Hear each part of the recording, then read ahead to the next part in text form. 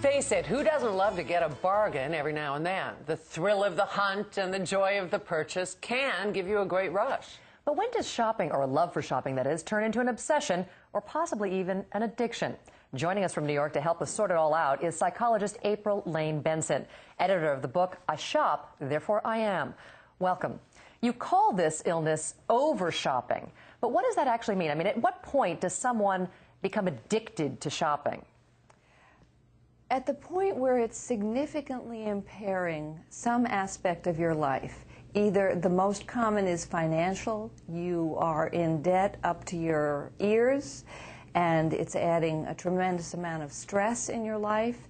There are relationship problems as a result of it. You may get fired from your job because all you're doing is surfing on the internet. Your kids may be getting neglected. It has to really be impairing your life for it to be, you know, we all overshop occasionally, but this is chronic, repetitive purchasing. Are we talking daily, weekly? That, you know, for different people, it's different frequencies. It's really more a matter of the impact and the consequences than how frequent.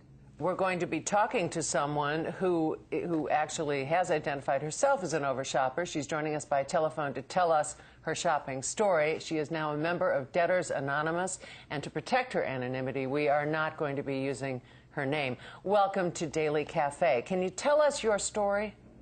Sure. I have a nice job at a large international organization, and I get paid, you know, a normal salary for the kind of work that I do.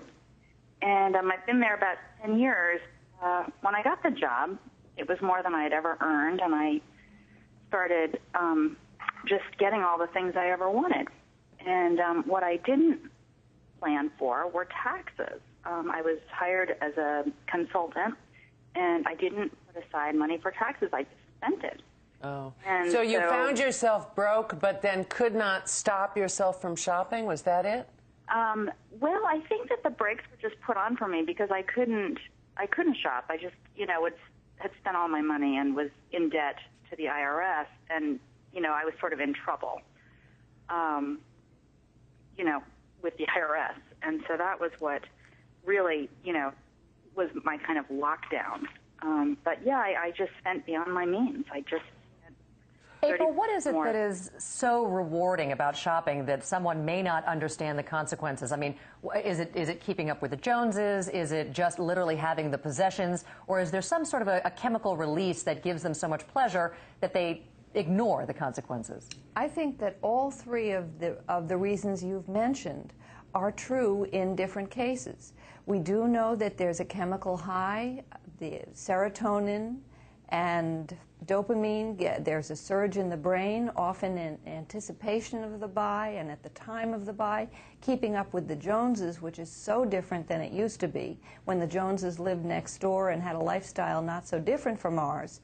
The Joneses are now, you know, the people that we see on shows like The Lifestyles of the Rich and Famous. So I think it's a lot of different things that can trigger over-shopping. To our guest that's on the phone, I wanted to ask, do you know what propelled you to feel that you wanted to shop all the time? Do you know what drove you to that feeling? I think I had a sense of deprivation. I just didn't think I had enough. And I didn't know what I wanted, and so I was sort of filling the void with shopping. And, you know, by shopping, I wasn't eating, so I wasn't getting fat. You know, it was kind of choosing one, you know, way to numb out over another, I think, for me. And you found your way to Debtors Anonymous. What did you learn there?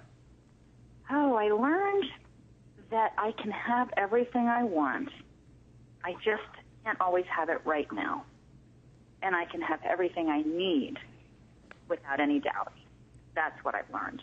Good lesson to have learned. Many Americans say they can't control their shopping. If you're one of them, we want to hear your story. So give us a call at 1-800-528-2090. We're joined once again by Dr. April Benson, a specialist in the treatment of compulsive buying disorder. We also have on the line with us a woman who identifies herself as a compulsive over-shopper. We are not identifying her to protect her anonymity. But evidently some of our viewers do have comments or possibly are over-shoppers themselves. Catherine from Delaware, what's your comment or question this afternoon? Yes, I wanted to ask, now, if a spouse has an over-shopper and he doesn't want to be responsible for, say, all the maxed-out credit cards and things, what avenue can that spouse take to, or does he have an avenue to take? Are you suggesting that your husband is an over-shopper? No, I have a friend. Actually, I'm calling for a friend of mine. She's a compulsive shopper, and she just doesn't have any regard for what this is doing to her husband. He can't control her, so she does what he wants to do. Dr. Benson, what does a spouse do to try and intervene and help somebody who they think is a compulsive shopper? There is not a lot one can do if the over-shopper doesn't see the problem. One of the best things to do would be to talk to the spouse, let him or her know what it is you see, and that there is help available for this. That you want to do something to help reduce the denial and the shame, and you might want to go to talk to somebody together who works in addictions. We have another caller on the line. Another question for you from Susan from New Jersey. Susan, what's your question? Yes. I have a very good friend, and both of us happen to be out of work right now. And it's funny that we'd be talking. I'm a certified drug and alcohol addiction counselor, and my friend Karen is a nurse, and she's out of work right now. And she's in a higher tax bracket and a much more comfortable lifestyle than I am. And I just spent like 7 days with her over, the 4th of July. And Are you concerned about her over shopping? Yes, and it's coming between our friendship. She's in complete denial about it. And when I confront her, because I don't have a problem with confrontation, and I do it in a tactful way, she brings up, she definitely changes the subject, and she goes on to talk about something else. Dr. Benson said that it's really tough to do anything about it if people can't identify what the triggers are. And Dr. Benson, you have a list of tips for people to help them identify themselves as overshoppers, yes? Yes.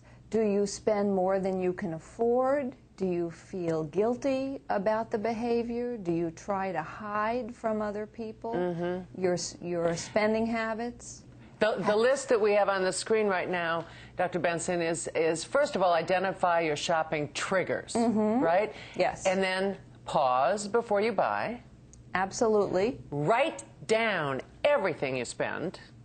I think that's crucial, and I think in the pause before you buy, there are some questions you can ask yourself.